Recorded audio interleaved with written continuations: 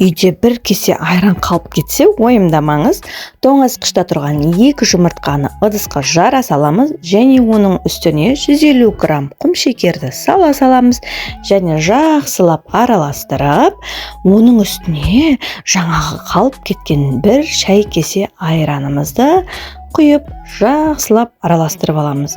Және мен осыларды араластырып жатқан кезде сіз қарап отырмай, менің каналыма тіркеліп, лайк басып, комментарий қалдыруды ұмытпаңыздар. Және осы қоспамызға сол тоңазытқышта тұрған 100 грамм сары майымызды ертіп, құя саламыз және осы майды сол қоспаға араласып кету үшін жақсылап араластырамыз. Ал енді сұйық қоспамыз дайын болса, ұн қоспамызды дайындайық. Ұнның үстіне міндетті түрде електен өткізуіміз керек және соның үстіне какао және бір шай қасық разрыхитель қосамыз. Мен мына жерде пакеттен салып жібердім, себебі оның ішінде бір шай қасық разрыхитель шығатынын білемін және оны сіздер де білесіздер. Електен жай ғана өткізіп отырып, оны біздің қоспамызға қосамыз. Сөйтіп, оны жақсылап ешқандай түйіршік қалмайтындай етіп венчикпен араластырамыз. Араластырып, осындай қамыр шығады. Бұл қамырымыз дайын болған кезде қызып тұрған табаның астына пергамент қағазын төсеміз. Енді кейбір жағдайда бұл қағазға жабысып қалуы мүмкін. Менің жағдайымда негізі жабыспайды, себебі қамырдың құрамында май бар.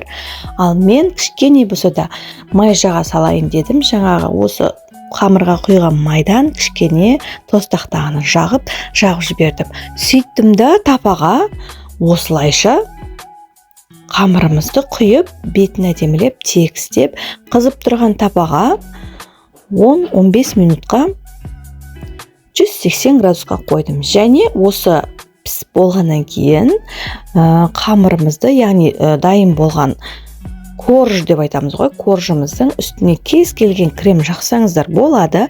Ал мен бұл жерде өзім үйде бар холодильниктегі творожное массамды салдым, яғни сүзбелі массамды жағып, 2 бөлшекке бөліп, балаларыма осы 2 кесе айранмен, 1 кесе айранмен кешіріңіздер, 2 штук жұмыртқаны пайдаға асырып, балаларыма 5 минутта жегізіп жібердім. Сондықтан да сіздер де холодильниктегі тұрған заттарды тиімді пайдаланыңыздар және балаларыңызға дәмді тағамдар дайындаңыздар. Менің каналыма тіркеліп лайк басуды ұмытпаңыздар.